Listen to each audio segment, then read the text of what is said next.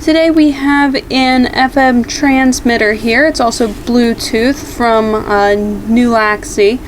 And this little device does all sorts of things. You can play music, you can, like from a USB device, and you can stream an FM radio, and there's all sorts of things that it was on there. And the one thing I found really interesting was that you can just play music straight from a USB. You don't have to connect to the Bluetooth, although you can, but they have this additional little port up here where you just apparently just plug in your USB device and it goes. So it is a lot lighter than I was anticipating, and it is a bit smaller. On the listing there it looks almost huge, but this is quite tiny, which is great. It looks like this is a little call button here. The one complaint I would have is that it's kind of hard to tell what everything does. There's so much going on with this tiny little device that you can't really tell just from glancing. I did look over everything beforehand, at least on the listing here, and we have like a fast charger, and this looks like maybe a USB-C port.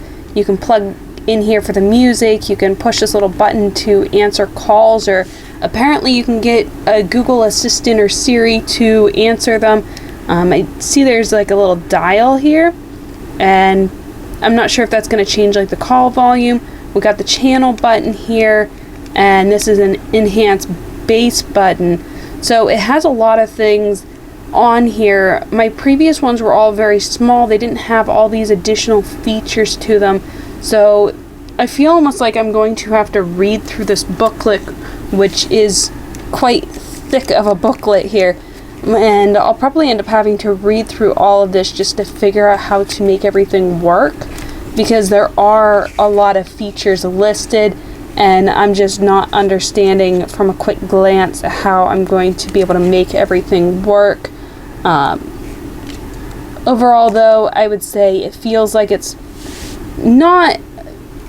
definitely not metal, but it is pretty quality plastic. It's not something super thin.